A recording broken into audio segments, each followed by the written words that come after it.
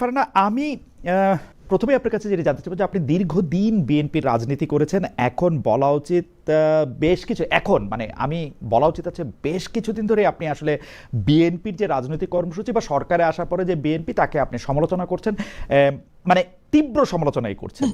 আপনার কি মনে হয় যে বিএনপির রাজনীতি যে আপনি এর আগে করেছেন বা এতদিন করেছেন, সেটা কি ভুল ছিল? না, একদমই ভুল ছিল না খালেদ হুম, ভাই। হুম, আমি গত 15 বছর আওয়ামী লীগের যে শাসন আমল ছিল, তখন আমি মানবাধিকার লঙ্ঘনের বিরুদ্ধে কথা বলেছি, দুর্নীতির বিরুদ্ধে কথা বলেছি, প্রতিষ্ঠানগুলোকে ধ্বংস করার বিরুদ্ধে কথা বলেছি, এবং অটোমেটিক্যালি এই কথাগুলোর বেনিফিট বিএনপির কাছে গেছে, বিরোধী দলে তখন যারা ছিল জামাতে ইসলামের কাছে গেছে, এবং অন্যান্য যে পলিটিক্যাল পার্টিগুলো সেই সময় আওয়ামী লীগের বিরুদ্ধে ছিল তাদের সকলের পক্ষেই গেছে। সো আমার কাছে মনে হয় যে স্ট্যাবলিশমেন্টকে প্রশ্ন করার যেই সহজাত প্রবৃত্তি আমার মধ্যে আছে, সেটা তখনও যেমন ছিল সেটা এখনো তেমনই আছে। আপনার মনে থাকবে বিএনপি পাওয়ারে আসার আগে যেই 17 মাস আসলে অন্তর্বর্তীকালীন সরকারের সময় ছিল, সেই সময়টাতেও কিন্তু আমি অন্তর্বর্তীকালীন সরকারের তীব্র সমালোচনা করেছি। একই সঙ্গে আমি বিএনপির নানান রকম চাঁদাবাজি, দুর্নীতি, এলাকায় প্রভাব বিস্তারের জন্য নানান রকম অপকর্ম, এই সকল কিছুর বিরুদ্ধে কথা বলেছি। সো আমার আমার নিজের কাছে মনে হয় যে আমি সবসময় আমার নিজের কাছে সৎ থাকবার চেষ্টা করেছি। সো এই সৎ থাকতে গিয়ে আমি হয়তো স্টাবলিশমেন্টের বিরোধিতা করেছি, তখন এখন স্টাবলিশমেন্টে যখন যে থাকে দেখা গেছে কথাগুলো তার পছন্দ হয়নি, ব্যাপারটি হুম। আসলে এতটুকুই।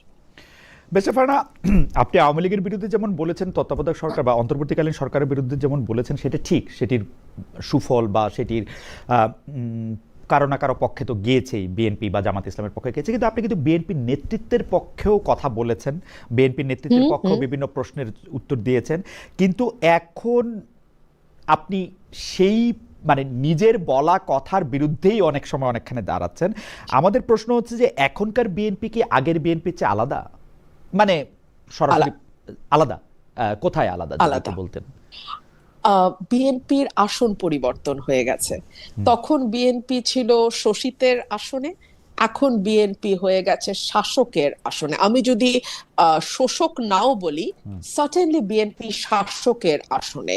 এবং যেহেতু আমি একজন স্বতন্ত্র সংসদ সদস্য, আমি হুম, কোনো দলের সংসদ সদস্য না, সুতরাং আমার কিন্তু ক্রিটিক করার ব্যাপারে আমার কোনো বাধা নাই। হুম, আমি এই সুযোগে আপনাকে এটাও বলি, আপনি আমার চেয়ে ভালো জানবেন, হুম, বাংলাদেশের সংবিধান 70 অনুচ্ছেদ সংশোধন না করেও হুম, যে কোনো বেসরকারি সদস্য অর্থাৎ মন্ত্রীর বাইরে যতজন পার্লামেন্ট মেম্বার আছেন, যারা কেবলমাত্র এমপি, যেই দল থেকে আসুক না কেন, হুম, তারা কিন্তু সরকারের সমালোচনা করতে পারে। হুম, হুম, কিন্তু বাংলাদেশের হিস্ট্রিটা এতই চমৎকার যে আমরা কখনো কখনো হুম, কোনো সংসদ সদস্যকে হুম, সমালোচনা তো দূরেই থাক, নিজের দলের হুম, স্তুতির বাইরে টু দা পয়েন্ট হুম, খুব কম কথা বলতে দেখি। হুম, আমি আপনাকে একটু বলি যদি সুযোগ দেন। হুম, হুম, আহ এখন তো রাষ্ট্রপতির ভাষণের উপর ধন্যবাদ হুম, প্রস্তাব আলোচনা চলছে।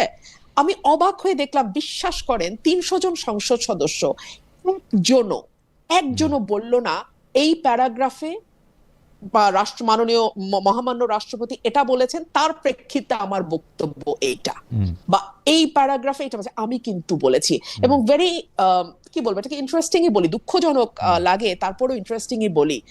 আমাকে কিন্তু সময় দেওয়ার ব্যাপারে আওয়ামী লীগ সরকার যতটা না অনুদার ছিল, এই সরকার তার চেয়ে কোনো অংশে কম অনুদার নয়।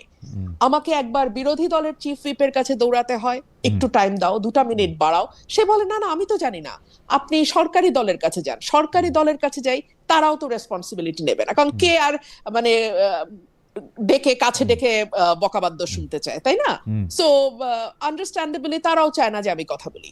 সো আমার এই একটা মিনিট, একটা সেকেন্ড, খালেদ ভাই, আমি হুম, কিন্তু জানি 1 মিনিটে কয়টা শব্দ বলা যায়। হুম, 150টা। হুম, হুম, হুম, আপনি মোটামুটি কমফোর্টেবলি 150টা শব্দ 1 মিনিটে বলতে পারবেন। হুম, হুম, সো আমাকে ওই শব্দ গুইনা গুইনা গুইনা গুইনা না আমার হুম, স্পিচটা রেডি করতে হয়। হুম, হুম, হুম। সো এই এফর্টটা আমি হাসিনা আমলেও দিয়ে আসছি, এই এফর্টটা আমাকে তারেকের আমলেও দিতে হচ্ছে। So it is the same old story for Rumin Farhana.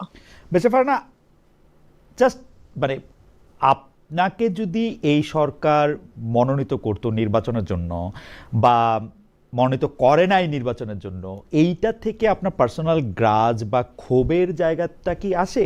মানে ব্যাপারটা কি এরকম যে আপনাকে যেহেতু নমিনেশনটা দিল না বা আপনাকে যথাযথ মূল্যায়ন করলো না, সেই জন্য আপনি একটা পার্সোনাল গ্রাজ থেকে আজ বিএনপির বিরোধিতা করতেছেন?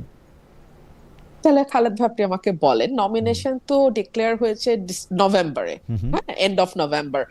এর আগে 5ই অগস্টের পর থেকে শুরু করে নভেম্বর পর্যন্ত এই যে 15টা 13টা 14টা মাস আমি যে বিএনপির নানান অপকর্ম নিয়ে প্রশ্ন তুলেছি, সেটা কেন তুললাম? তখন তো আর মনোনয়ন দেওয়া না দেওয়ার কথা আসে নাই, আমি কিন্তু তুলেছি। এক। দুই হলো, আমি সব সময় আপনাকে আমার আগের ইন্টারভিউতেও বলেছিলাম যে রাজনৈতিক দলগুলোর আসন পরিবর্তন হয়, আজকে যে এদিকে বসছে কালকে সে ওদিকে বসে, কিন্তু ভাগ্যের পরিহাস আমার আসনটা অপরিবর্তিতই থাকে। আমি সব সময় অপ্রেসড মানুষের পক্ষে কথা বলি, যে কারণে যখন বিএনপির নেতা নেত্রীদের নেতাকর্মীদের যেভাবে মামলা হামলা মিথ্যা মামলা গায়েবী মামলার মধ্যে দিয়ে যেতে হয়েছে, আজকে যখন আমি দেখি একই কায়দায় এফআইআর এর মধ্যে সেম অ্যালিগেশন 25টা 30টা এফআইআর দেখি একই অ্যালিগেশন, শুধু নাম পরিবর্তন হচ্ছে, 500 জন আসামি, তার মধ্যে ধরেন শিরিন শারমিন চৌধুরী খুনের মামলা, মানে উইচ ইজ অ্যাবসার্ড। তো এই বিষয়গুলো যখন আমি দেখি তখন আমার কাছে মনে হয় এগুলো ভীষণ রকম অন্যায়, এবং একজন আইনজীবী হিসেবে, একজন আইন প্রণেতা হিসেবে, একজন নাগরিক হিসেবে, একটা স্বাধীন দেশের নাগরিক হিসেবে এটা প্রতিবাদ করার একটা মানে কি বলবো, এটা আমার প্রাথমিক দায়িত্বের মধ্যে পড়ে। এখন এটার বেনিফিট শিরিন শারমিন চৌধুরী পাচ্ছে না এটার বেনিফিট তারেক রহমান পাচ্ছে, এটার চেয়ে অনেক বেশি গুরুত্বপূর্ণ হচ্ছে অন্যায়টার বিরুদ্ধে আওয়াজ তোলা। মানে একটা আওয়াজের বাইরে তো আসলে আমার মতন সামান্য একজন সংসদ সদস্য কিছু করতে পারে না, এর চেয়ে বেশি কিছু করার আসলে আমার নাই, আমার ক্ষমতা নাই, কিন্তু আওয়াজটা তো আসলে তোলা দরকার। আচ্ছা বেরিসা ফারহানা, এই সিরিজের শেষ প্রশ্ন, আপনি কি এই 15 বা 17 বছরে মানে আপনি কি সবসময় এরকম ন্যায়ের পক্ষে থেকেছেন দলের পক্ষে না থেকে? সবসময় কি আপনি? না, আমি সব সময় পারিনি, না না পারিনি। আপনাকে অনেক সময় আমাকে অনেক কিছু দেখেও না দেখার ভান করতে হয়েছে, অনেক কিছু বলা উচিত কিন্তু আমি হয়তো বলি নাই। তবে খালেদ ভাই, আমি নিজের সঙ্গে নিজে বসেছি, আমি 1-1.5 বছর আমি নিজের সঙ্গে নিজে প্রচুর কথা বলেছি, এবং আমি নিজেকে প্রশ্ন করেছি যে তুমি কেন বলো নাই, কেন তখন তুমি এই কথাগুলো বলো নাই। হ্যাঁ, ধরুন 21 আগস্ট ফর এক্সাম্পল, এটা নিয়ে কিন্তু আমি আমার দলের যে ন্যারেটিভ সেটা আমি বারবার বলেছি। হ্যাঁ, তারপরে ধরুন বিচার বিভাগের স্বাধীনতা, মাজদার হোসেন মামলা, এই মামলাটা যে যখন সৈয়দ ইশতিয়াক আহমেদ বারবার চেষ্টা করলেন যেটা করার, তখন কিন্তু বিএনপি 2001 সালে সেই সময় বলেছিল না আমরা এসে করব, কিন্তু সেই মামলাটা কিন্তু 7 পর্যন্ত হয় নাই, না হয়নি সেই মামলার বাস্তবায়ন। তারপরে ধরুন বিচারপতিদের বয়স বাড়ানো, হ্যাঁ, কে এম হাসানকে চিফ অফ দি গভর্নমেন্ট করার জন্য, ইন্টারিম গভর্নমেন্ট করার জন্য। সো এই বিষয়গুলো আমি আসলে বলি নাই, এবং আমি নিজেকে নিজে প্রশ্ন করেছি যে আমি কেন বলি নাই।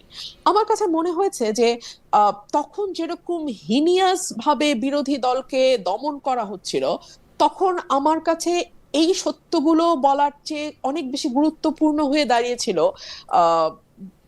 মানবাধিকার লঙ্ঘন নিয়ে কথা বলা, গুপ নিয়ে কথা বলা, আমাদের বিচার বহির্ভূত হত্যা নিয়ে কথা বলা, এনফোর্স ডিসঅ্যাপিয়ারেন্স, কিংবা আমার নেতাকর্মীদের গায়েবী মামলা নিয়ে কথা বলা, কিংবা ধরুন কারাগারে ধারণ ক্ষমতার বাইরে বন্দি নিয়ে আমাদের যে একেবারে ত্রাহি অবস্থা সেটা নিয়ে কথা বলা। তো আমি আসলে ওগুলাতে অনেক বেশি ফোকাস করেছি, কিন্তু হ্যাঁ এই কথাগুলো আমি এড়িয়ে গেছি, এই কথাগুলো আমি দলের ন্যারেটিভ দিয়েছি।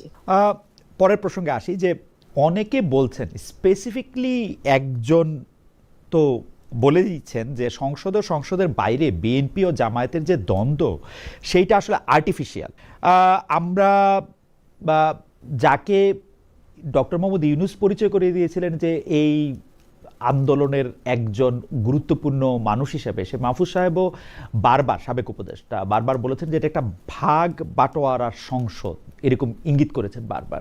আপনার কাছে কেউ এরকম মনে হয় যে বিএনপি ও জামায়াতের দ্বন্দ্ব আসলে আর্টিফিশিয়াল, মানে তারা একটা স্টেজড, মানে WWF এর মতো যেরকম একটা স্টেজড খেলা হয় সেরকম একটা খেলা খেলছেন দর্শকদের বিনোদন দেওয়ার জন্য বা ব্যস্ত রাখার জন্য?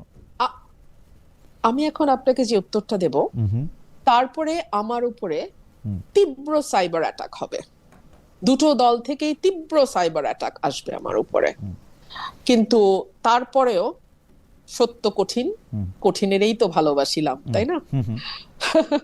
একেবারে স্টেজ আমরা আর মামুরা গঠনমূলক সমালোচনা, এই শব্দবন্ধটি শেখ হাসিনার মুখে আমরা ক্রমাগত শুনতাম যখন জাতীয় পার্টি বিরোধী দলে ছিল। গঠনমূলক সমালোচনা করবেন আপনারা, আজকালও সংসদে প্রায় শুনি গঠনমূলক সমালোচনা। হোয়াট ইজ গঠনমূলক? হু উইল ডিসাইড উইচ সমালোচনা ইজ গঠনমূলক এন্ড উইচ সমালোচনা ইজ ভাঙ্গামূলক, নট গঠনমূলক? Who is going to decide that? And আমি জানি না, আমি আসলে রাজনৈতিক কর্মী, বুদ্ধিও কম, বুঝি না গঠনমূলক কাহাকে বলে এবং কে উহা নির্ণয় করিবে। সো আমি শেখ হাসিনার সময়ও যেভাবে দেখতাম, যাকে আমরা গৃহপালিত বিরোধী দল বলতাম ওই সময়ে, সবাই মিলেই বলতাম, সেই জাতীয় পার্টির ব্যাপারে যে ধরনের একটা খেলা একটু কুসুম কুসুম বিরোধিতা, আমি এটাকে বলতাম কুসুম কুসুম বিরোধিতা। সো এখনো আমি তার থেকে খুব ব্যতিক্রম কিছু দেখি না, এবং আমি বিশ্বাস করি সংসদ যারা ফলো করেন, পার দলীয় কর্মীর বাইরে সাধারণ মানুষ তারাও বুঝবেন যে এই সংসদটা একেবারেই আমরা আর মামুরা। এনসিপি কেও কি আপনার একই জায়গায় রাখবেন নাকি এনসিপির যিনি প্রধান নেতা আছেন নাহিদ ইসলামের বক্তব্য আমরা শুনলাম যে আজকেই যে বেশ গোছানো বক্তব্য দিয়েছেন, বেশ কিছু প্রসঙ্গ এনেছেন, আজকে সংসদ নেতা তারেক রহমানও বক্তব্য রাখলেন, অনেকেই বলছেন যে এরকম সংশোধিত দেখতে চেয়েছিলাম। আপনি আসলে মানে কেন এত সমালোচক হয়ে উঠছে যে একটা ভালো প্র্যাকটিস হচ্ছে বলে অনেকে? আমি দেখছিলাম যে আমার সোশ্যাল মিডিয়ার যারা বন্ধু বা যাদেরকে আমি ফলো করি তাদের বেশিরভাগই আসলে জনাব নাহিদ ইসলামের বক্তব্য বা জনাব তারেক রহমানের বক্তব্য প্রশংসাই করছিলেন। আমার পক্ষে ব্যক্তি হিসেবে সিঙ্গল আউট করাটা শোভন হবে না, আমি বরং দল হিসেবে বলি, হ্যাঁ ডেফিনেটলি এনসিপি কে আমার কাছে অনেক বেশি ভোকাল এবং অনেক বেশি, অ্যাটলিস্ট আমি যদি জামাতের সঙ্গে তুলনা করি, অনেকটাই তারা ক্রিটিক গভর্নমেন্টের, এবং রাইটলি ক্রিটিসাইজ করে, তারা খুব সঠিকভাবেই করে যে বিষয়গুলো করে। এবং বিশেষ করে আমি যদি মানে নামই বলি, হাসনাত আব্দুল্লাহ খুবই শক্তভাবে ক্রিটিক করেন, এবং আমি মনে করি যে একজন সত্যিকার বিরোধী দলের সদস্য হিসেবে, হ্যাঁ এটাই আসলে সকলের করবার কথা ছিল, সকলের কাছ থেকেই এটা আমরা আশা করেছিলাম। কিন্তু দুর্ভাগ্য আমাদের। আর যারা বলছে এমন সংশোধিত দেখতে চেয়েছিলাম, তাদের উদ্দেশ্যে আমি বিনীতভাবে বলি, আমি তো আসলে গত 15 বছর এমন সংসদই দেখেছি।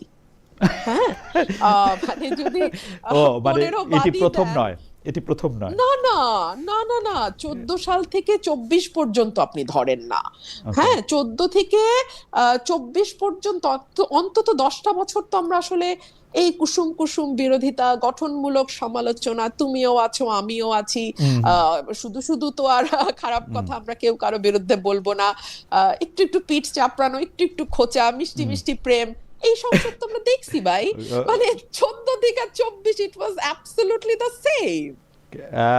ওকে, আমি দেখেন খালেদ ভাই, আরেকটা জায়গা আপনি একটু দেখেন, শেখ হাসিনা আমাদের ক্রমাগত ভয় দেখাইতো, হ্যাঁ যে দেখো জঙ্গি না আবার আইসা পড়ে, হ্যাঁ আমরা ঠিক থাকি নাহলে আবার জঙ্গি আসবে, ইসলামিস্টরা আসবে। এখন আবার দেখি সংসদে নতুন ভয় দেখানো হয়, এই আমরা ঠিক থাকি নাহলে কিন্তু ফ্যাসিস্ট এসে পড়বে, মানে ইট is the same circus for God sake. কিন্তু কথা যাই হোক, আমি পরবর্তী প্রসঙ্গে যাই। আপনাকে একজন দর্শক অনেকবার একটা মানে পাঠিয়েছেন, সেইটা আমি একটু আপনাকে পড়ি। উনার নাম রাজু আহমেদ রাজান। খালেদ মহিউদ্দিন ভাই দয়া করে প্রশ্নটি করবেন, রুমিন ফারহানাকে বিএনপি যদি মহিলা এমপি না বানাতো, বাংলাদেশে কতজন লোক রুমিন ফারহানাকে চিনত? অনুরোধ রইল প্রশ্নটি করুন। আজ বিএনপির বিরুদ্ধে কথা বলছেন উনি। খুবই খুবই খুবই সঠিক প্রশ্ন। বিএনপি যদি আমাকে নারী আসনে মনোনীত না করত, তাহলে আসলে কতজন আমাকে চিনত? আমি খুবই বিনয়ের সঙ্গে ভাইকে বলি, বিএনপি গঠনের পর থেকে আজ পর্যন্ত অন্তত 1,5-2 হাজার মহিলা এমপি বিএনপি বানিয়েছেন, তাদের কতজনকে আসলে আপনারা চেনেন? আমি খুবই বিনয়ের সাথেই প্রশ্নটা করছি, মানে প্রশ্ন আমাকে প্রায় শুনতে হয়, তো অনেক বেশি বিনয় হয় নাই, ঠিক আছে, কিন্তু আমি পয়েন্টটা আমি বুঝতে পারছি যে অনেক বেশি বিনয় হয় নাই। বেঁচে পারেন, আমি পরের প্রসঙ্গে যাই। এই প্রসঙ্গটা হচ্ছে যে আমাদের অনেক দর্শকও আসলে আমার দর্শক আমার বিরুদ্ধে এই অভিযোগ করেন যে দর্শক যেগুলি আসলে গঠনমূলক প্রশ্ন করেন সেগুলির বেশিরভাগ ক্ষেত্রে আমি নাম বলি না বা প্রশ্নটা করি না, কারণ সেই প্রশ্নগুলি আমি নেই যেগুলিতে স্পেসিফিকলি আমাকে গাল লাগাল দেওয়া হয় সেগুলি বা সমালোচনা করা সেগুলি নেই। কিন্তু এইটা আমি দর্শকদের কাছে কৃতজ্ঞ যে আমাদের রিসার্চ টিমের পাশাপাশি দর্শকদের অনেকে ওই প্রশ্নটা করেছেন। এই প্রশ্নটা খুবই গুরুত্বপূর্ণ বটে। সেই প্রশ্নটা হচ্ছে যুক্তরাষ্ট্রের সঙ্গে যে বাণিজ্য চুক্তিটি হয়েছে, অন্তর্বর্তীকালীন সরকার যে 3 দিন আগে বাণিজ্য চুক্তিটা করলো, যেটার মধ্যে থেকে আমি অন্তর্বর্তীকালীন সরকারের যিনি মুখপাত্র ছিলেন সেই শফিক সাহেবকে জানতে চাইলাম। শফিক সাহেব বললেন যে এটা যে কোনো সময় এটা বাতিলও করা যেতে পারে, কিন্তু সরকার এটিকে রাখলো শুধু না, যিনি এই চুক্তিটি করার কৃতিত্ব বেশি দাবি করতে পারেন তাকে আবার এই সরকারের মন্ত্রীও করা হলো। সব কিছু নিয়ে আপনি এইটা একটা সংসদের মাধ্যমে রিভিউ করার একটা দাবি তুলেছেন। এইটার এখন কি অবস্থা? মানে আমার কাছে মনে হয় যে হ্যাঁ এটা হইতে পারে, যেমন শফিক সাহেব বলতেছেন যে চুক্তিটা খুবই ভালো, ব্যারিস্টার ফুয়াদও বললেন যে হ্যাঁ ইন্ডিয়ার ইয়া থেকে বাইরে হয়ে আমেরিকার ইয়া খুবই ভালো। তাই আমি বললাম ভালো হলে ভালো, কিন্তু আপনার দাবিটা তো খুব যুক্তিযুক্ত যে সংসদের মাধ্যমে রিভিউ করার দাবি। এই দাবিটার ক্ষেত্রে আপনি খালি দাবি তুলতে পারেন, মানে এই রিভিউটা একজন সংসদ সদস্য হিসেবে আপনিও করতে পারেন কিনা, মানে আপনিও এইটা আসলে টেবিলে দিতে পারেন কিনা, বা এটা আপনি কিভাবে চান বা এটা কিভাবে হতে পারে? খালেদ ভাই, আমি দীর্ঘ সময় এটা নিয়ে ভেবেছি যে আমাদের আর্টিকেল 145A অনুযায়ী সংবিধানের যে কোনো বিদেশি চুক্তি যদি সেটা গোপনীয় না হয়ে থাকে সংসদে প্রেজেন্ট করতে হবে। কিন্তু আনফরচুনেটলি সংবিধানের এই ধারাটা আমরা কেউ দেখেও দেখি না। এক, দুই হলো এই চুক্তিটি ভয়ানক বিতর্কিত একটি চুক্তি দুটি কারণে। এক হচ্ছে একটা অনির্বাচিত সরকার নির্বাচনের 3 দিন আগে তড়িঘড়ি করে এরকম একটা চুক্তি করতে পারে কিনা। দুই, এরকম একটা চুক্তি যেটা ট্যারিফ কমানোর নামে করা হলো, সেই ট্যারিফটাই কিন্তু বাতিল হয়ে গেছে যুক্তরাষ্ট্রে। তো সেই ট্যারিফটার উপরে না, ট্যারিফ কমানোর যুক্তিতে যেই চুক্তি করা হলো নির্বাচনের মাত্র 3 দিন আগে, সেটা একটা রিভিউ হওয়া দরকার না সংসদে? এইবার আসেন আমার ক্ষমতা প্রসঙ্গে। আমি সংসদ মুলতুবি চাইতে পারতাম, কিন্তু ইতিহাস বলে 2-3টা ইনসিডেন্টের বাইরে সংসদ মুলতুবি হয় না। সো আরেকটা থাকতে পারে যে আমরা স্বল্প সময় আলোচনার জন্য 68 বিধিতে আমি নোটিশ দিতে পারতাম, যেটা স্পিকার মিন করেছেন যে আপনি নোটিশ দেন। আপনি জানেন এই নোটিশটা আমার 5 জন সংসদ সদস্যের স্বাক্ষর লাগবে। আপনি আমার বাইরে, আমি আপনাকে আজকে অন রেকর্ড চ্যালেঞ্জ করছি, আপনি আর একটা সংসদ সদস্য জোগাড় করে দেন, একটা, 5টা তো পারবই না, আমার বাইরে আপনি একটা জোগাড় করে দেন যে সংসদে এই চিঠিটা স্পিকারকে দেবে যে এটা নিয়ে একটা স্বল্প সময়ে আলোচনা হবে। আমার মনে হয় যে এটা সবারই আসলে একটু মনোযোগ দিয়ে শোনা দরকার, অথচ এখানে সিরিজ অফ লাইজ আছে যেটার মধ্যে আমি বলা হয়েছে যে ট্যারিফ 37% থেকে 20% বা 19% করছে, কথা সত্য না। এর আগে চুক্তির আগেই সেটা 20% আইসা ছিল, এবং সেই 20% নিয়েও আসলে কোর্ট একটা অর্ডার দিয়ে রাখছিল, এটার মধ্যে কোনো টাইম বাউন্ড ছিল না, এবং এইটা মিথ্যার পর মিথ্যা বলা হয়েছে। এবং আমি আপনার কথা শুনে আমার কাছে মনে হলো যে এই সংসদে যদি আপনি ছাড়া আর একজন না থাকে যে এইটা আসলে স্পিকারের নোটিশে আনতে পারবেন, আমাদের মনে হয় এর চেয়ে বড় দুর্ভাগ্য আর কিছু হতে পারে না। মানে মার্কিন যুক্তরাষ্ট্রের সাথে এরকম একটা চুক্তি, যে চুক্তিটার সাথে আসলে জামাতে ইসলামী এবং বিএনপি দুজনের সাথে আসলে কথা বলছে, মানে ভালো চুক্তি, তো ওনারা দুজন এটাকে ভালো বললেই পারে। আমি আপনাকে আরো খোলামেলা বলি, আমার কপালই হলো শত্রু তৈরি করার কপাল, বুঝছেন খালেদ ভাই? আমি আরেকটু শত্রু তৈরি করি। বিএনপি এটাকে আনবে না, আপনি তো বুঝতেই পারতেছেন। হ্যাঁ, কারণ আনবে না, কারণ যেটাও বিএনপি আনবে না, এটা তো বুঝতেই পারতেছেন। জামাতে ইসলাম পাগল হয়ে যেতেছে জুলাই সনদ নিয়ে। জুলাই সনদ বাস্তবায়ন করলে খুবই ভালো হবে। আমি জুলাই সনদের বিপক্ষে না, আমার বাড়ি ভাঙা হয়েছে, আমার উপরে আমি ওই শহীদ মিনার বহুত কিছু, আমি এগুলো ক্রেডিট ক্লেম করার ওই মানে শ্যালো পলিটিক্স বাদ দেই। হ্যাঁ, আমার প্রশ্ন হলো এই যে ভয়াবহ একটা চুক্তি, যেই চুক্তিটা আপনার সার্বভৌমত্বের উপর প্রশ্ন তুলতে পারে, আপনি তেল আনবেন কোথা থেকে সেটার জন্য তার পারমিশন লাগবে, এবং লাগছে, রাশিয়া থেকে পারে নাই তেল আনতে। আচ্ছা, আপনি মানে যুদ্ধ সরঞ্জাম, অস্ত্র, এগুলোর যুদ্ধ সরঞ্জাম কোথা থেকে কিনবেন, কম দামে কোথায় পাচ্ছেন, বা আপনি একটা কম্পিটিটিভ ভ্যালুতে যাবেন, এই সুযোগ আপনার নাই। এই চুক্তি অনুযায়ী। আরো বহু সমস্যা আছে। আমরা কয়েক হাজার কোটি টাকার রাজস্ব বঞ্চিত হব, আর সেখানে আমেরিকা যেই ইয়েতে এবং অল্প কয়েকটা এবং এটা নিয়ে যখন আমরা প্রশ্ন তুলবো তখন বলা হবে যে ইন্ডিয়ান ন্যারেটিভ থেকে প্রশ্ন করা হচ্ছে, যে ভাই তাহলে সংসদে আলোচনা কর তাহলে তো বুঝে যাবে না যে চলেন 350 টাকার আলু খাই এখন বৈশা বৈশা, এখন আমরা আমেরিকান আলু খাবো, ফাইন। আচ্ছা, এখন আপনি আমারে বলেন, জামাত কিন্তু আগে হাত ধুয়ে ফেলছে, আমরাই চুক্তিতে হ্যাঁ বলি নাই, তো বলো নাই তো তাইলে যে 1.5 মাস সংসদ চললো একবারও তুললো না, তোমরা এইটা তুললা না কেন?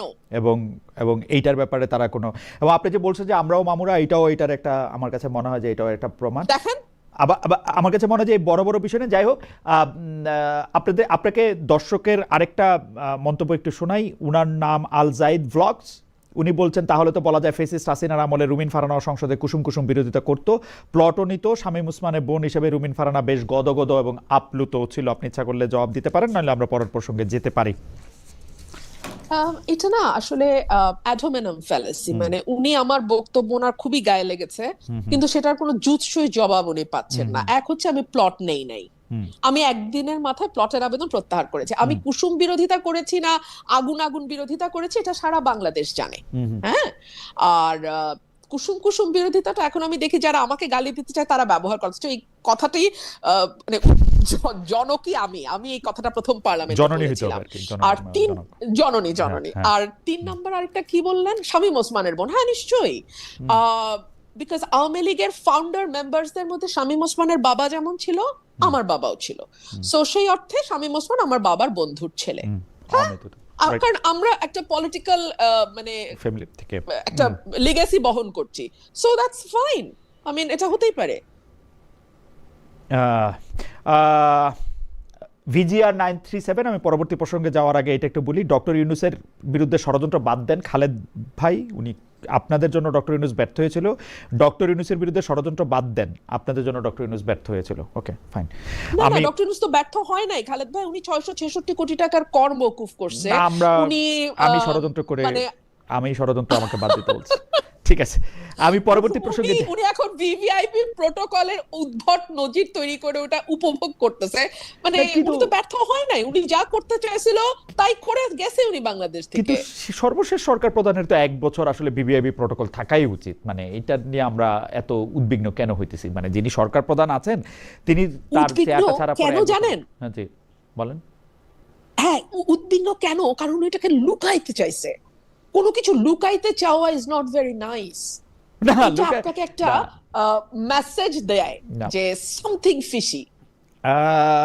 লুকাইতে চাইছে কিনা সেটা আমি শিওর না, তবে বেরিসা ফারহানা, আমরা পরবর্তী প্রসঙ্গে যাই। আপনি জানেন যে এই প্রশ্নটাও আপনি হয়তো আপনার মাথায়ও অনেকবার আসছে, যে কারণ সেনাপ্রধান সবসময়, আমাদের যিনি সেনাপ্রধান এখন আছেন, অন্তর্বর্তীকালীন সরকারের সময় ছিলেন, শেখ হাসিনার সময়ও তিনি ছিলেন, সেই সেনাপ্রধান সবসময় বলে এসেছিলেন যে নির্বাচিত সরকার এলে, মানে 5 আগস্টে ঘটনার পরে নির্বাচিত সরকার এলে সেনাবাহিনী ব্যারাকে ফিরে যাবে। এখনো যায়নি যে সেনাবাহিনী, এর কারণ কি বলে মনে হয়? অনেকে এই যুক্তি দিচ্ছে যে আর্মি ব্যারাকে ফিরলে নিষিদ্ধ আওয়ামী লীগ কঠোরভাবে মাঠে নামতে পারে, এই জায়গা থেকে সিদ্ধান্ত নেওয়া হচ্ছে না। আমরা একটু আপনার মন্তব্য শুনতে চাই যে সেনাবাহিনী এখনো ব্যারাকে ফিরে যায় নাই। নির্বাচিত সরকার আসছে 2 মাসের বেশি সময় হলো, ফেব্রুয়ারি 17 না, মার্চ এপ্রিল, হ্যাঁ 2 মাসের বেশি সময়, 2.5 মাসের মতো সময় আছে। এটা নির্বাচিত সরকারের ব্যর্থতা। নির্বাচিত সরকার আর্মিকে ব্যারাকে ফেরত পাঠাতে ব্যর্থ হয়েছে, 1। 2 হচ্ছে নির্বাচিত সরকার স্বীকার করে নিচ্ছে যে বাংলাদেশের আইন শৃঙ্খলা পরিস্থিতি ঠিক রাখা, মানে অ্যাটলিস্ট লিভেবল রাখা। বাংলাদেশের আইন শৃঙ্খলা পরিস্থিতি 5ই আগস্টের পর ঠিক বলাটা খুবই মানে ভুল হবে, হ্যাঁ, লিভেবল বাংলাদেশ রাখা, সেই ক্যাপাসিটি, সেই কম্পিটেন্স গভর্নমেন্টের নাই।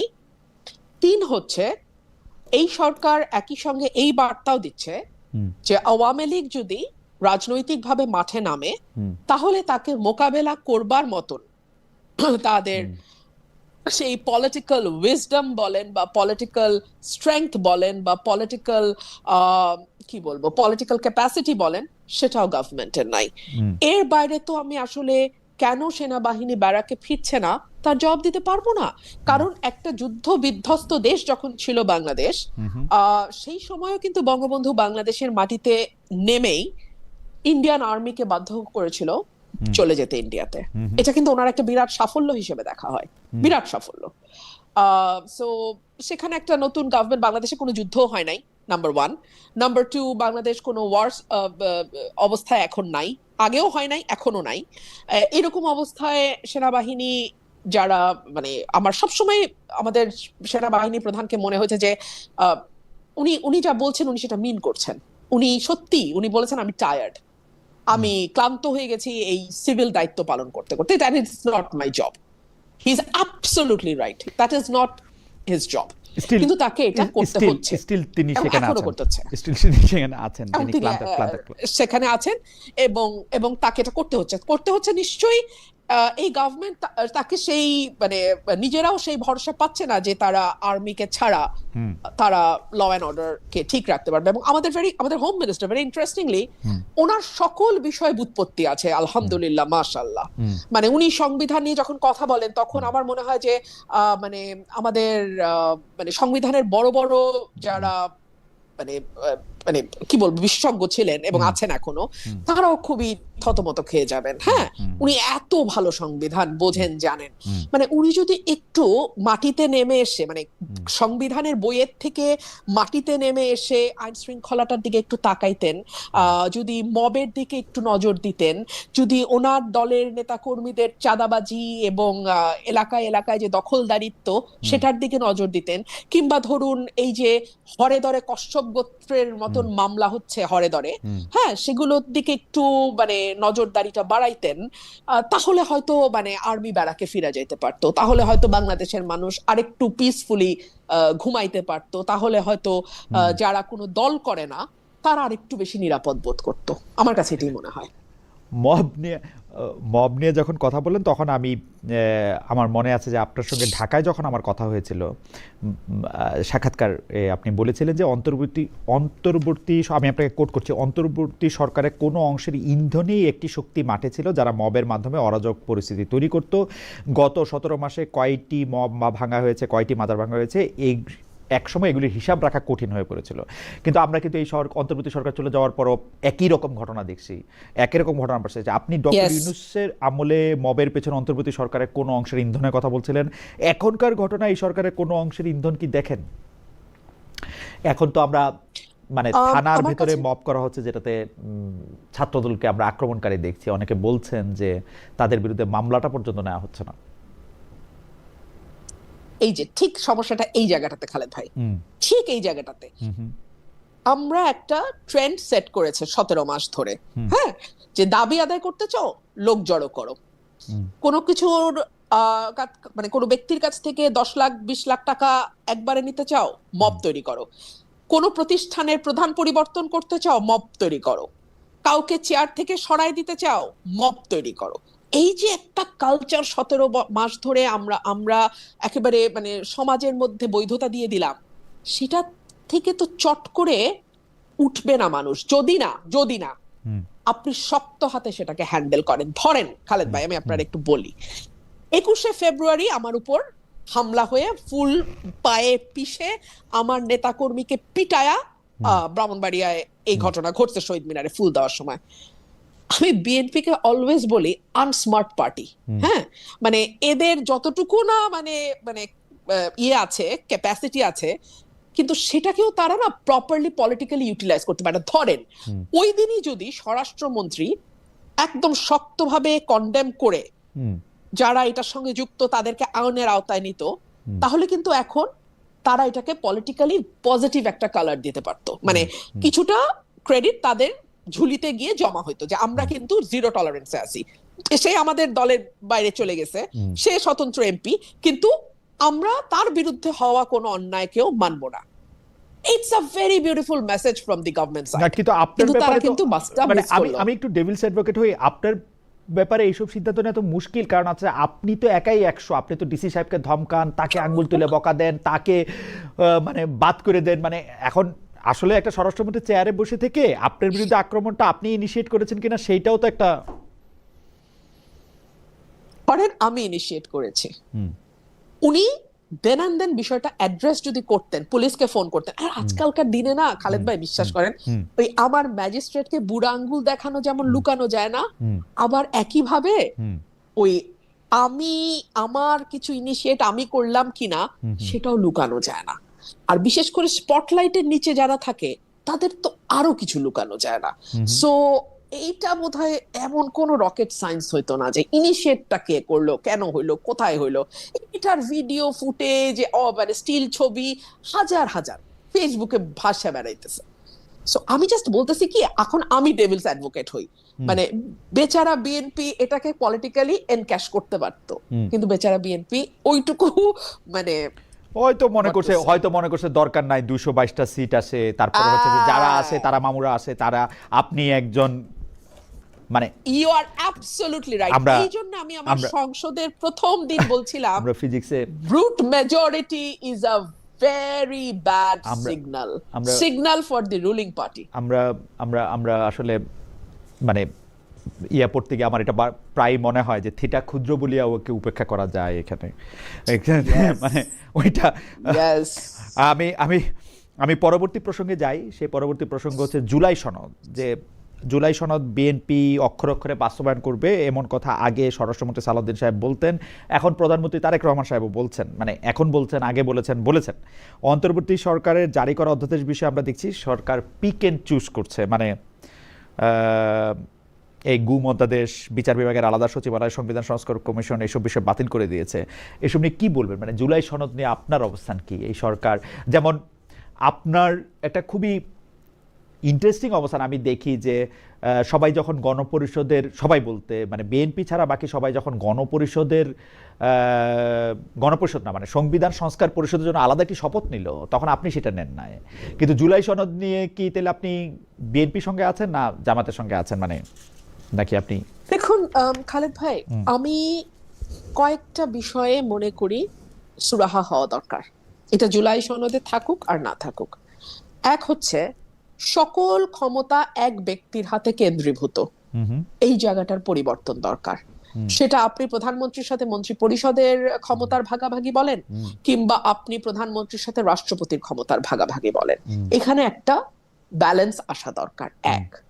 দুই হচ্ছে 70 অনুচ্ছেদ কখনোই, আমি যে বললাম যেটা, যে সরকারের সমালোচনা বা সরকারের কোনো সিদ্ধান্তের সমালোচনা করার ক্ষেত্রে কখনোই বাধা ছিল না, কিন্তু ভোট দানে বাধা ছিল।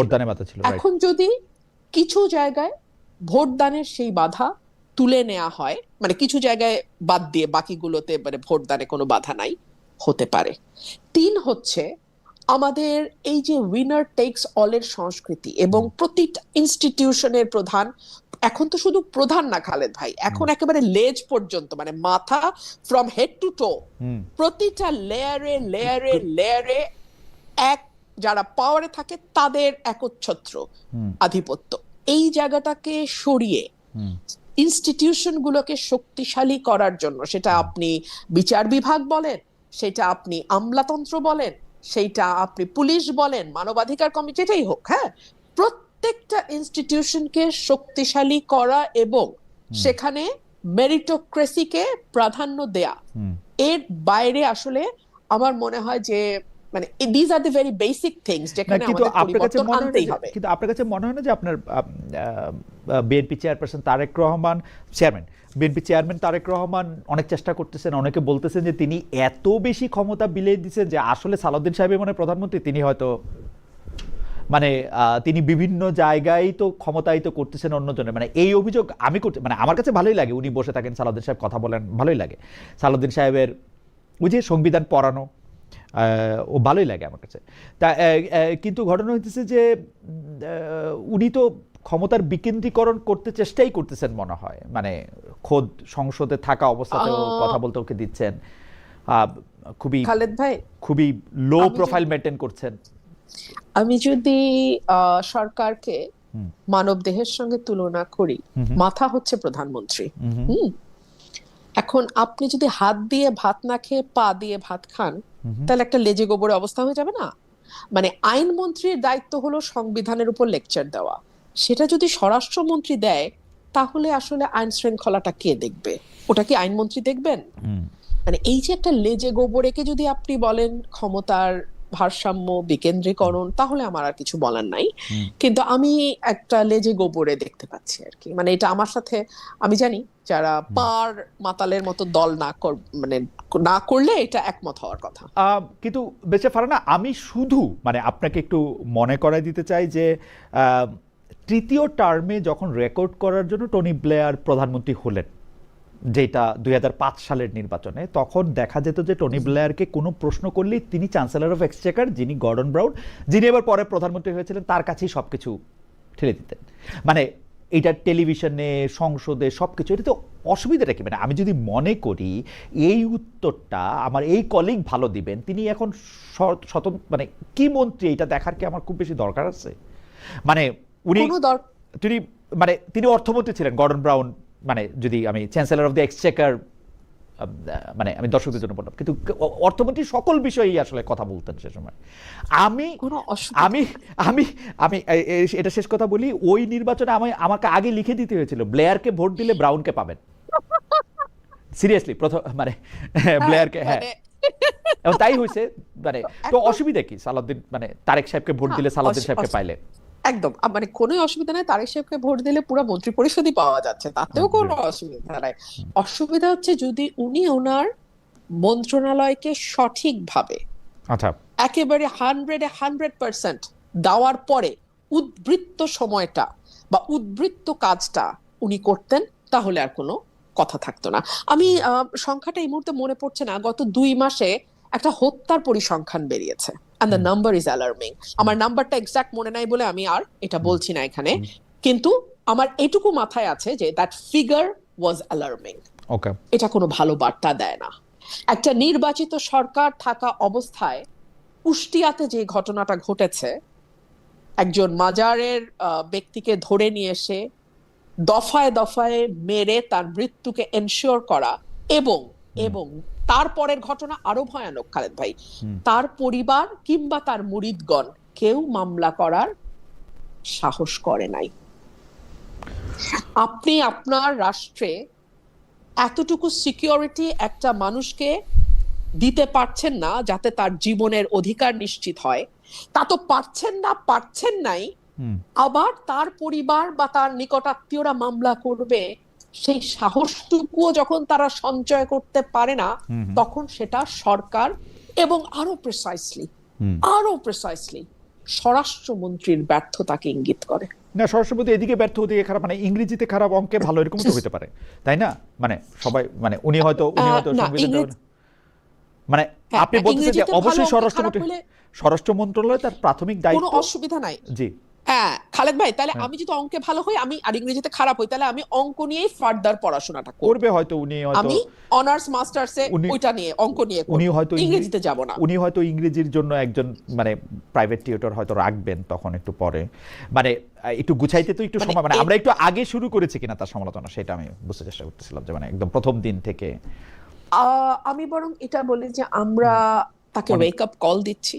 আচ্ছা, ওয়েক আপ কল দিচ্ছেন। যাই হোক, এর মধ্যে ইন দ্য মিন টাইম দর্শক মোহাম্মদ মেহেরাজুল ইসলাম উনি বলছেন, ভাই আমার নাম খালেদ মহিউদ্দিন, আপনি লিখেছেন যে খালেদা ভাই আপনিও দেখি কুসুম কুসুম প্রশ্ন করতেছেন। ঠিক আছে, মেনে নিলাম।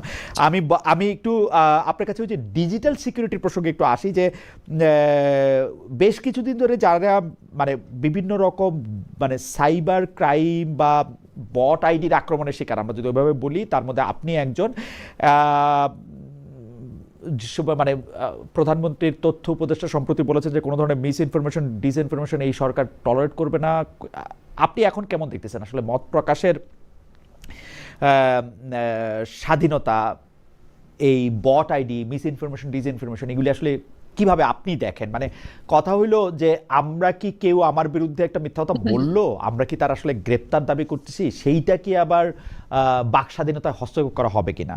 মানে কি আছে যদি কেউ আমার বিরুদ্ধে একটা মিথ্যা কথা ছড়ায় বা একটা ফটো কার্ড তারা দেয়, এইটাকে আমরা এত অপরাধ হিসেবে কেন দেখবো, বা এখানে ফাইন লাইনটা কোথায়?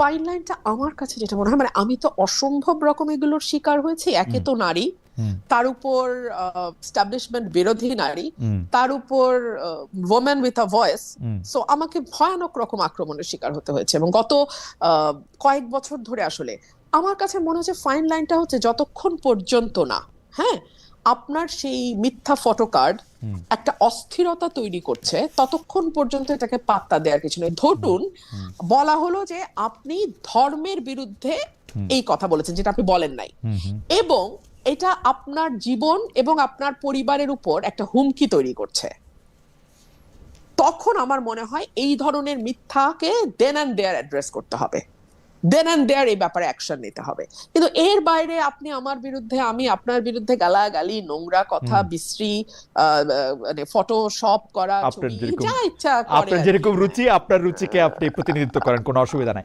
আচ্ছা যাই হোক, একেবারে যা আপনার রুচিকে ইচ্ছা আপনি করেন প্রতিনিধিত্ব গিয়ে। করেন, কোনো অসুবিধা নাই। হ্যাঁ, আমি একটু পুরনো প্রসঙ্গে, দর্শক যেহেতু এই প্রশ্নটা বারবার করতেছেন, সেই জন্য আপনাকে একটু বলি। উনার নাম হচ্ছে আবুল কালাম আজাদ। যে উনি একটি শপথ নিয়েছেন, আরেকটি কেন নেননি, সেটি একটু সংক্ষেপে বলবেন কিনা? হ্যাঁ, আমি এটা বহুবার বলেছি, আবারও বলছি, হুম, যেহেতু আমি প্রথম শপথটা হুম, এক্সিস্টিং সংবিধানের অধীনে নিচ্ছি, সেহেতু দ্বিতীয় শপথটা আমি নিতে পারি না। কারণ দ্বিতীয় শপথটা নেওয়া মানে হচ্ছে প্রথম শপথটা নালিফাই হয়ে যায়। হুম, প্রথম শপথ অনুযায়ী যে সংবিধান, হুম, সেই সংবিধানে আমাকে বলে দিচ্ছে যে কোন কোন, মানে আমি যদি পরিবর্তন আনতে চাই হুম, কিভাবে পরিবর্তন আনবো, হুম, 142 আর্টিকেল। হুম। তো এরপরে যখন আমি আরেকটা শপথ দেই এবং আহ সংবিধান সংশোধন পরিষদ গঠনের জন্য শপথটা নেই, হুম। তখন আসলে আমার প্রথম না, শপথটা কিন্তু প্রশ্নটা হচ্ছে যে, থাকে না। বেঁচে ফেরা না, প্রশ্নটা হচ্ছে যে আপনি তো জানতেন যে আপনাকে দুটো শপথ নিতে হবে, কারণ এই ব্যাপারে একটা অধ্যাদেশ না, জারি হয়েছে, একটা অধ্যাদেশ জারি হয়েছে নভেম্বরেই। আপনি জানতেন যে একটা পরিষদ হবে যারা সংবিধান সংস্কার করবে, সেই শপথটাও নেওয়া হবে, একই দিনে সেই শপথ নেওয়া হবে। এটা তো একটা অধ্যাদেশে, এটা তো লেখা ছিল। আপনি তো আগে এটাতে বলেন নাই যে আপনি এটা নেবেন না। আরো একটা কথা হলো যে মোটামুটি ভাবে 70-75 জন তো ওই দুই শপথ নিছেন, তাদের শপথ মানে কি ভঙ্গ হয়ে গেছে? তারা কি বাদ হয়ে গেছে? তারা তো রীতিমতো মানে সুন্দর সুন্দর কথা বলতেছেন। এই সংবিধান একদল বলছে ছুঁড়ে ফেলে দেওয়া উচিত ছিল, ছুঁড়ে ফেলে দিতে হবে, নতুন করে লিখতে হবে, উই হ্যাভ টু রিরাইট ইট। আরেক দল বলছে না, আমরা কিছু জায়গায় অ্যামেন্ড করব।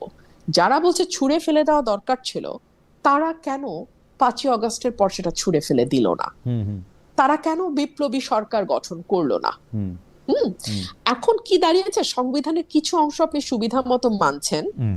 কিছু অংশ আপনি সুবিধা মতো মানছেন না। মানে Absolutely. 106 অনুচ্ছেদ অনুযায়ী আপনি সংসদ গঠন, সরি, হুম, গভর্নমেন্ট ফর্ম করছেন, ইন্টারিম হুম। গভর্নমেন্টের কথা রাইট। বলছি। আপনি আবার ওই রাষ্ট্রপতির কাছে শপথও নিচ্ছেন, হুম, কিন্তু আবার বলছেন এই রাষ্ট্রপতি সংসদে এসে দাঁড়ালে হুম, আপনি মব করে তাকে সরিয়ে হুম। দেওয়ার একটা মানে পায়তারা করছেন। মানে এটা মানে কি একরকম, মানে মনে হচ্ছে একটা বড় না, কেক পাওয়া গেল, আপনি না, একবার সেইটা এদিকে তো, খাচ্ছেন, আবার সেইটা বন্ধুকে তো ডেকে ওইদিকে দিচ্ছেন। সেইটা তো মোটামুটি ভাবে আমরা সবাই করতেছি। মানে আমরা সংবিধান করতেছি, সংবিধানে যা কিছু আছে সেগুলির অর্ধেকটা মানতেছি, অর্ধেকটা মানতেছি না, কিছুটা ভালো লাগলে মানতেছি, কিছুটা ভালো লাগলে মানতেছি না। এটা ভালোই, এটা খারাপ না। কারণ মনে হয় যে সংবিধানের জন্য তো মানে আমরা পরবর্তীকালে আমরা যাই করব সেইটাই সংবিধান, এটা তো আমরা আগেও দেখে আসছি। পরে এগুলি সবগুলি ঠিক হয়ে যাবে, এতে অসুবিধা নাই। হ্যাঁ, হ্যাঁ, কিন্তু সব রেটিফাই করে ফেলবো, হ্যাঁ, সব ratify আমরা হবে। যা যা করছি সবকিছু শুদ্ধ বলিয়া গণ্য হইবে, বাস। হ্যাঁ, তত কোনো গণ্য হইবে। গণ্য হইবে, তাহলে তো কোনো অসুবিধা একদম, হবে না।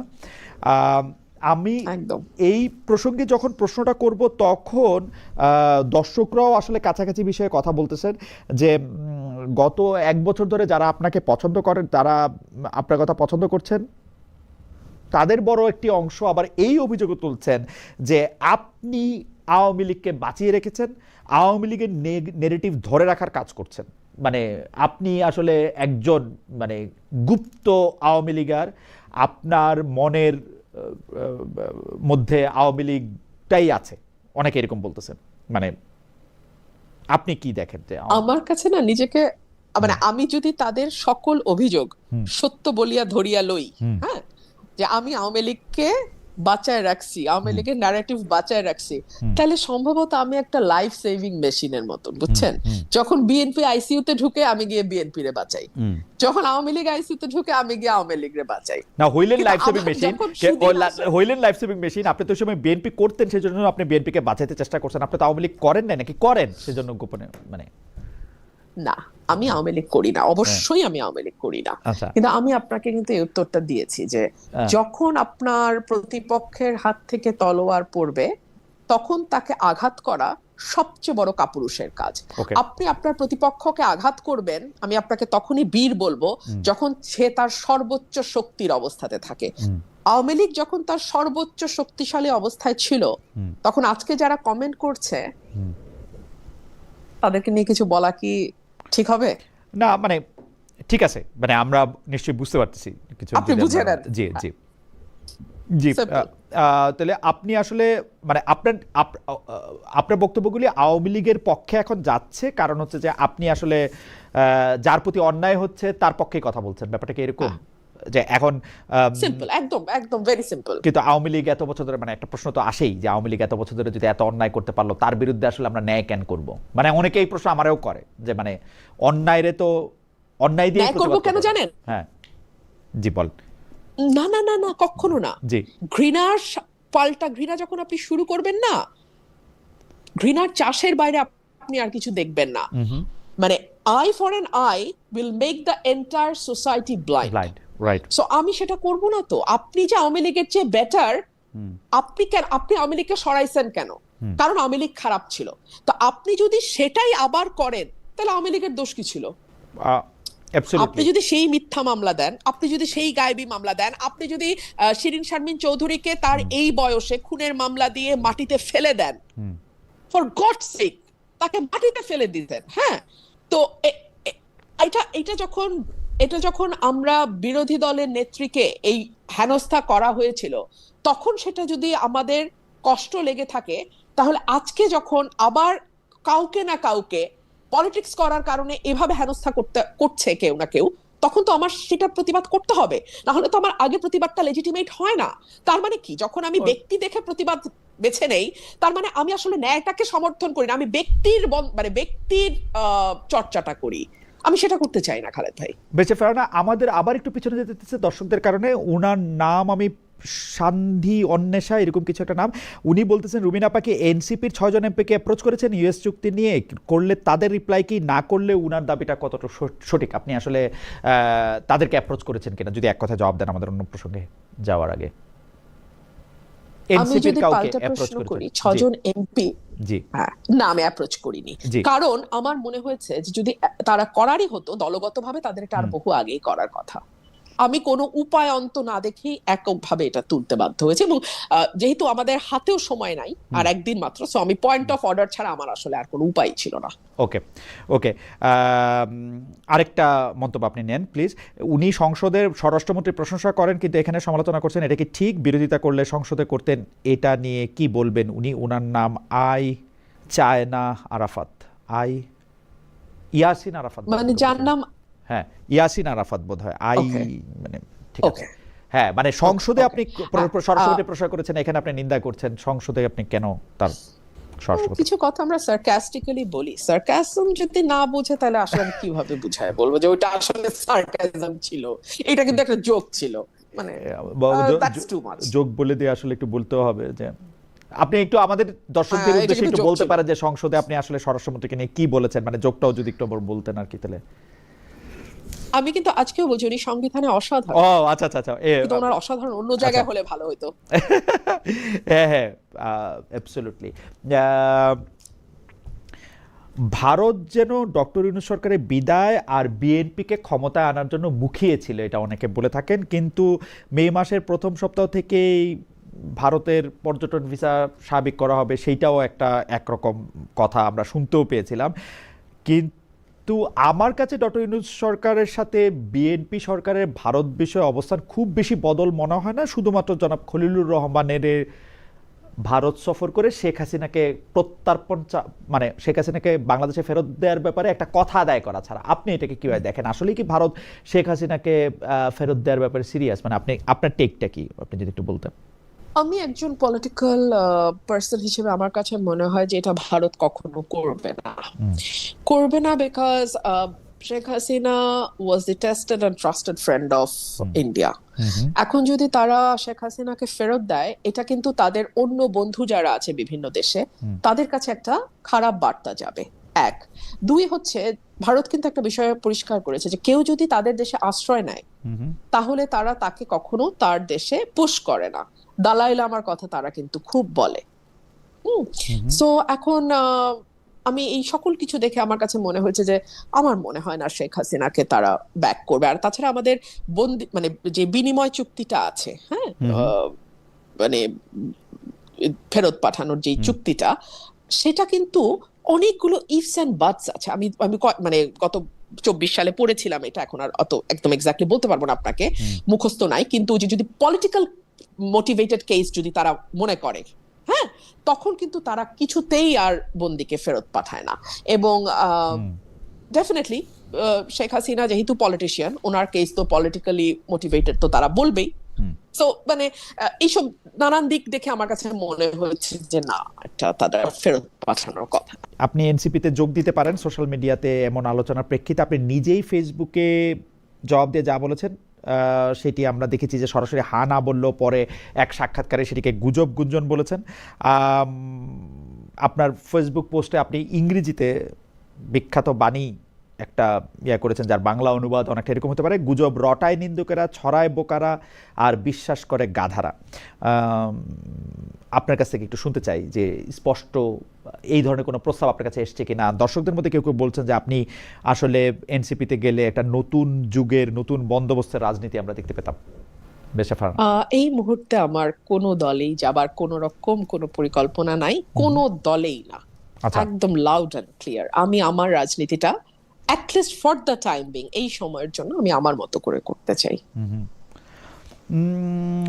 আপনি আপনার মতো করে করাটার ক্ষেত্রে এইটা কি আপনার কখনো মনে হয় কিনা, এই প্রশ্নটা আমার, যে আপনি আসলে সারা বাংলাদেশের সব বিষয়ে আপনি কথা বলার থেকে এখন কিছুটা আপনি কি এইটা প্রেফার করতেছেন যে আপনার সংসদীয় এলাকা নিয়ে কথা বলার কারণে? এর আগে আপনি ছিলেন মনোনীত সংসদ সদস্য, এবার যেহেতু আপনি সরাসরি ভোটে নির্বাচিত সংসদ সদস্য, আপনি আসলে আপনার সেই ব্রাহ্মণবাড়িয়ার আসনটা নিয়ে ভাবছেন, বাংলাদেশের পলিসি নিয়ে আপনাকে আসলে খুব বেশি মানে আপনার বলারও সুযোগ কম, দেখারও সুযোগ। আমি সেভাবে বলবো না, না আমি সেভাবে বলবো না। দেখুন, আমি যে কয়টা বিষয় সংসদে আমাকে খুব কম সুযোগ দেওয়া হচ্ছে, ভীষণ কম, কিন্তু সেটার বেস্ট ইউটিলাইজ আমি করার চেষ্টা করেছি। এর মধ্যে আমি 50-50 হিসেবে ভাগ করেছি ধরেন, হ্যাঁ। আমি মবের বিরুদ্ধে যেমন বলেছি, আমেরিকা বাংলাদেশ চুক্তির ব্যাপারে যেমন বলেছি, হামের টিকা নিয়েও বলেছি, আমি একই সাথে আবার আমার এলাকার যেই সমস্যাগুলো সেগুলো নিয়েও আমি কিন্তু কথা বলেছি। সো আমি মনে হয় যে আমি আমার খুবই সীমিত সুযোগকে 50-50 করে ভাগ করার চেষ্টা করেছি। আর আমার এলাকার প্রতিটা ভোটার 5 লক্ষ ভোটার আমার এলাকায়, খালেদ ভাই, আমি যদি সত্যিকার অর্থে মানে অন্তরের অন্তঃস্থল থেকে তাদের মানে যদি কারো প্রতি কৃতজ্ঞ থেকে থাকে, আমি আমার ভোটারদের প্রতি কৃতজ্ঞ। তারা আমার সকল অসম্মান, সকল অবহেলা, সকল আমি কি বলবো অন্যায়, এবং অন্যায় যেটা হয়েছে সেটার জবাব আমার এলাকার মানুষ দিয়েছে, আমাকে ভালোবেসে, আমার পাশে দাঁড়িয়ে। এবং পুরো ভোটের সময়টা তারা যে কিভাবে আমার পাশে ছিল, শ্রম দিয়ে, অর্থ দিয়ে, আমার মনের জোর দিয়ে, কারণ সবাই বহিষ্কার হয়েছে, 200-র উপরে বহিষ্কার হয়েছে। বিশ্বাস করেন, একটা কর্মী যদি এসে আমাকে বলতো আপা বহিষ্কার হয়েছি, মনটা খারাপ, আমি ভেঙে যেতাম। এই একটা ছেলেও আমাকে বলেনি আপা মন খারাপ। সো ওদের এই ঋণ আমি কিভাবে শোধ করব? ওদের ঋণ আমাকে শোধ করতে হবে তো, না বাকি জীবন আমি ওদের ঋণ শোধ করব। আপনার আলাদা কোনো একটা দল গঠন করা বা ওরকম কোনো কিছু করার, একটা তৃতীয় শক্তি, তৃতীয় পক্ষ হওয়ার এরকম কোনো ইচ্ছা এই মুহূর্তে বা পরিকল্পনা এই মুহূর্তে আপনার নাই? সময় বলবে, সময় বলবে, সময় বলবে। আচ্ছা, একজন দর্শক সায়েম খান, উনি এতক্ষণ বলছিলেন যে খালেদ মহিউদ্দিন দুর্নীতি করছেন, তারপর বলছেন যে পাঠকদের সঙ্গে দুর্নীতি করছেন, এখন বলছেন যে খালেদ ভাই দর্শকদের কমেন্ট পড়তে ভয় পাচ্ছেন। ঠিক আছে, আমি আর আরেকজন দর্শক উনি বলেছেন যে খালেদ ভাই গুপ্ত আওয়ামী লীগ রুমিন ফারহানাকে আইনের আওতায় আনাতে হবে সরকারকে, খালেদ ভাই রুমিন ফারহানাকে জানিয়ে দেন। ঠিক আছে, জানালাম, থ্যাংক ইউ। আমরা যে প্রশ্নটি করবো সেটাও একটু আইনের সাথে সম্পর্কিত। নারী এমপিদের নিয়ে জামায়াতের একজন সংসদ সদস্য মানে কদর্য মন্তব্য করেছিলেন, আমি যদি এভাবে বলি, মানে একটু, যে তার এলাকার অনুষ্ঠানে আপনি সংসদে এই নিয়ে কথা বলেছেন, বিচার চেয়েছিলেন, কিন্তু স্পিকার তখন জানিয়ে দিলেন বিষয়টি আসলে সংসদের এখতিয়ারের বাইরে, যেহেতু এটা সংসদের মধ্যে ঘটে নাই। এই নিয়ে আপনি আইনি পদক্ষেপ নিয়েছেন কিনা, নেয়ার পরিকল্পনা আছে কিনা, ফর্মালি বা ইনফর্মালি জামাতের কেন্দ্রীয় স্তরে কোনো প্রতিকার চেয়েছেন কিনা? আমরা কিন্তু দেখেছি কাছাকাছি ঘটনা, বিদ্যুৎ জ্বালানি খনি সম্পদ মন্ত্রী ইকবাল হাসান মাহমুদ টুকুকে নিয়ে মানহানি করা মন্তব্য করার অভিযোগে জামায়াতের সেই এমপির বিরুদ্ধে মামলা করা হয়েছে। আমি একটু আগেই তো এটার উত্তর দিলাম খালেদ ভাই, যে যতক্ষণ পর্যন্ত এটা কারো জান মাল এবং জীবনের উপর হুমকি তৈরি না করছে ততক্ষণ পর্যন্ত এগুলোকে খুব বেশি না, কিন্তু আপনি ইয়ে করার সংসদে কিছু নেই। যেহেতু আর কথাটা জামাতের তুলেছিলেন, সংসদে যেহেতু হ্যাঁ কথাটা হ্যাঁ তুলেছিলেন সেই জন্য বলছি আর কি। হ্যাঁ, আমাকে যেটা হয়েছে, জামাতের আমির নিজে ফোন করেছেন 2 বার, হুম। অ্যান্ড দলগতভাবে ওরা দুঃখিত হয়েছে এবং আমার কাছে দুঃখ প্রকাশ করেছে, সরি বলেছে। তো আমার মনে হচ্ছে ঠিক আছে, এটা নিয়ে আর ফার্দার যাওয়ার দরকার নেই। আচ্ছা, জামাতের আমির নিজেই আপনাকে ফোন করেছেন এবং দলগতভাবে এই ব্যাপারটা নিয়ে মানে দুঃখ প্রকাশ হ্যাঁ, করেছে। এই ব্যাপারটাই আসলে মানে একটা ইনফরমেশন আমাদের জন্য। যাই হোক, এবারের মনোনয়ন এটা আমাদের মানে মানে শেষ প্রশ্নের আগের প্রশ্ন। এবারের মনোনয়ন, নির্বাচনের মনোনয়ন প্লাস সংরক্ষিত আসনে মনোনয়ন নিয়ে আপনার পর্যবেক্ষণ কি? আপনি একটু যদি পুরোটার ব্যাপারটা বলেন, কারণ জামাতে ইসলামী নারীদের আসলে মনোনয়ন দেয় নাই। তাদের যে এলআই এনসিপি মনোনয়ন দিলেও তাদের বেশ কিছু নারী সদস্য এবং গুরুত্বপূর্ণ নারী সদস্য আসলে ওই ইলেকশনে এক হওয়ার জন্য সেটা আলাদা হয়েছে, কিন্তু তারা মানে ইলেকশনে জামাতের সাথে জোট করার জন্য তারা আলাদা হয়ে গিয়েছে, কিন্তু তারপরও তারা এটা বজায় রেখেছে ওই জোটটা। আবার বিএনপি মুখ চেনা কিছু লোককে নমিনেশন দিলেও সেটা সংখ্যা খুব কম। মূল ইলেকশনে সংরক্ষিত আসনে যাদের দিয়েছে তাদের মধ্যে সংস্কৃতি কর্মী এবং অনেকেই আসলে কিনেছিলেন, কিন্তু মূলত রাজনীতিবিদদের রাখা হয়েছে সেখানে। জামাতে ইসলামী থেকে এবং এনসিপি থেকে যাদের মনোনয়ন দিয়েছে তাদেরকেও আপনি মোটামুটি চেনেন। এই সংরক্ষিত আসনে মনোনয়ন এবং মূল মনোনয়ন নিয়ে যদি আপনি একটু বলতেন, এবং নারীর অবস্থান, নেতৃত্ব। আমাকে যখন প্রশ্ন করা হয় যে দুটো দল কতটুকু নারী বান্ধব, আমি বলি একটি দল 0% আর অন্যটি 3% নারী বান্ধব। আচ্ছা, আহ যদিও percentage। যদিও দেখুন, এই যে এত বলা হচ্ছে সংস্কার, জুলাই সনদ, একেবারে মানে পাগল হয়ে যাচ্ছে পুরো সংসদ। এই জুলাই সনদের আগে যে কমিশনগুলো হয়েছিল, সেখানে নারী কমিশন বলে একটা কমিশন হয়েছিল। হুম। এবং সেই কমিশনের রিপোর্টকে আমলে নেওয়া তো পরের কথা।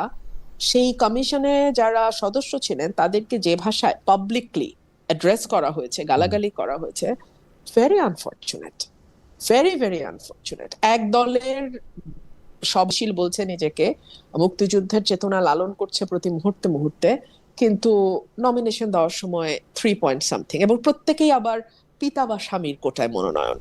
তো মানে আসলে হচ্ছে না, হলোটা কি, তাই না? এই বিচারটা দর্শকই করুক। আপনি বলছেন যে আরেকজনের পরিচয় পরিচয়।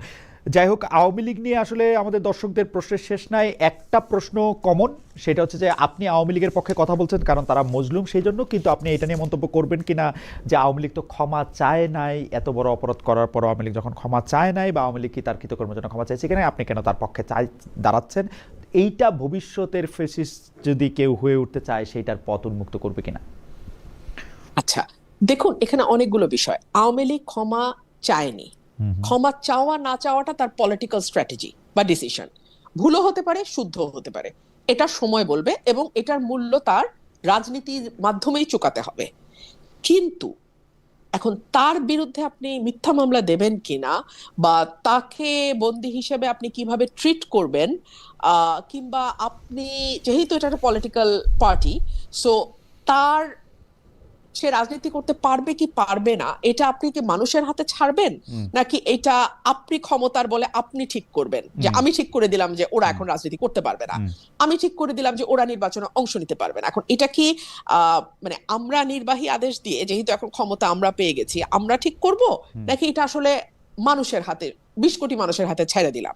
আচ্ছা ঠিক আছে, ভোট দেওয়া মানুষ ওরে, যেমন ধরেন জাতীয় পার্টিকে শূন্য, একটা আসনও পায় না, জিএম কাদেরও জিততে পারে না নির্বাচনে, ঠিক আছে?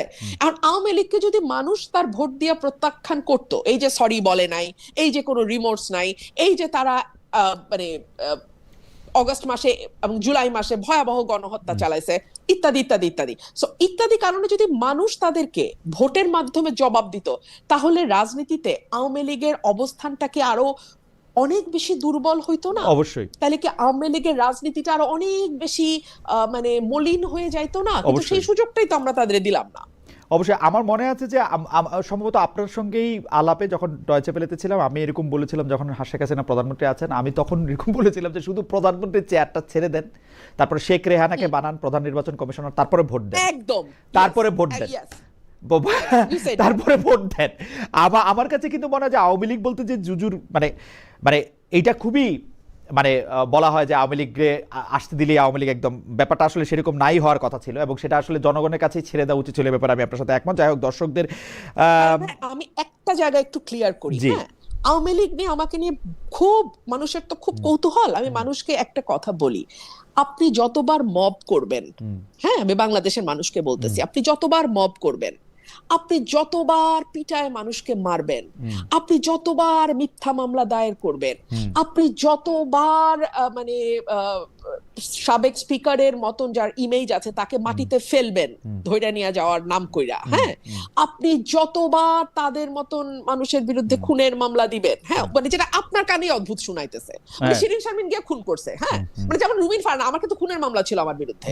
তো এইগুলা না, আপনি যতবার এগুলা করবেন আপনি ততবার আপনার কর্মকাণ্ড দিয়ে আওয়ামী লীগের শক্তিশালী করবেন। লিখা রাখেন এটা আমার কাছ থেকে। অ্যাবসলিউটলি অন্যায় অন্যায় অন্যায় মানে ন্যায্যতা আসলে। যাই হোক, আমি আরো দু একজন দর্শকের মতামত আপনাকে একটু বলি। ওই দর্শকদের মতামতগুলি যেহেতু লাইভ কমেন্টগুলি সেগুলি হারিয়ে গেছে, কিন্তু সেগুলির মধ্যে অনেক দর্শক একমত হয়েছেন যে আমাদের সাথে মার্কিন যুক্তরাষ্ট্রের যে চুক্তি হয়েছে সেই চুক্তিটা আমাদের জন্য ভালো কি খারাপ সেটা কোনো না কোনো ফরম্যাটে পুরোপুরি আলোচনা করা উচিত। আমি নিজে 36 পৃষ্ঠা চুক্তিটা পড়ে দেখেছি। আমার কাছে মনে হয়েছে যে যারা এই চুক্তি করছে তাদের শাস্তি হওয়া উচিত না, বরং তাদেরকে পুরস্কৃত করা হয়েছে, এই সরকার আইনা মন্ত্রী করা হয়েছে। আমি এটার কোনো জানি না এটা কি কেমনে এটা সম্ভব হলো। এবং খালি ডক্টর মোহাম্মদ ইউনূস সরকারে আমি দোষ দিচ্ছিলাম এই চুক্তিটা করার জন্য, পরে দেখি যে উনি বিএনপি এবং আওয়ামী লীগ দুই পক্ষের সঙ্গেই কথা বলছে এবং দুই পক্ষই আসলে এই চুক্তিটাকে ভালোই বলতেছে, না কইরা কি উপায় ছিল, আমাদের নাকি অনেক বিপদ টিপদ হইতো, এই হইতো সেই হইতো। তো সেটা নিয়ে আমি দাবি করি যে এটার মধ্যে নিয়ে একটা আলোচনা হোক। অনেক দর্শকও এটার মধ্যে এটা বলছেন যে আসলে মার্কিন যুক্তরাষ্ট্রের এই চুক্তিটা নিয়ে আমাদের অবশ্যই অবশ্যই অবশ্যই আলোচনা হওয়া উচিত, আমাদের জানা উচিত, ভালো হইলে ভালোটাও আমাদের বোঝা উচিত। আরেকটা জিনিস হচ্ছে যে আরেকটা একটু বলি, উনি হলো মোহাম্মদ আতিকুল্লাহ। উনি বলছেন খালেদ ভাই আমরা যখন অন্যের কিরানক হয়ে খেলবো তখন আসলে আমরা কেউই নিরপেক্ষ থাকতে পারবে না। আপনিও হয়তো অন্যের ক্রিয়ানক হয়ে খেলেছেন। বাহ, খুব ভালো। যাই হোক, আপনার বেশা রুমিন ফারহানা আমাকে অনেক দর্শক জিজ্ঞেস করে যে নেগেটিভ কমেন্টগুলি পড়া দরকার কি। আমি মনে করি নেগেটিভ কমেন্টগুলি পড়ে আমি আসলে দেখতে চাই যে মানে আমি এঙ্গেজ করতে চাই তাদের সঙ্গে, তাদের বক্তব্যটাও সামনে আনতে চাই, কারণ তারা কেন আমাকে এত বেশি মানে এগুলি বলতেছেন সেটাও তো নিশ্চয়ই কারণ নিশ্চয়ই থাকবে। যাই হোক, রুমিন ফারহানা আপনাকে অনেক ধন্যবাদ। আপনি অনেকগুলি বিষয় আজকে মন্তব্য করেছেন যে বিএনপির আসন পরিবর্তন হয়েছে, যেটাকে শোষক থেকে শাসিত আপনি বলছেন। 21শে আগস্ট নিয়ে দলের নেগেটিভের বাইরে আপনি বলেন নাই, সেইটা সত্য বলার জায়গা আপনার সে সময় ছিল না বা অবস্থা সে সময় ছিল না। আপনার উত্তরের কারণে সাইবার অ্যাটাকও হতে পারে সেটা আপনি বলেছেন। আপনি বলেছেন যে এনসিপি অনেক বেশি রাইটলি ক্রিটিক করেছে এই গভর্নমেন্টকে, সেই জন্য আপনি এনসিপিকে ধন্যবাদ দিয়েছেন। বিশেষ করে হাসনাত আব্দুল্লাহর নাম আপনি বলেছেন। আপনার মার্কিন যুক্তরাষ্ট্রের সাথে অসম চুক্তি নিয়ে যে 5 জন সংসদ সদস্য আপনার লাগতো সংসদের নোটিশ আকারে প্রচার করার জন্য, আপনি চ্যালেঞ্জ দিয়েছেন যে আপনাকে ছাড়া আরেকজন সংসদ সদস্যকে আমি দেখাতে পারবো কিনা।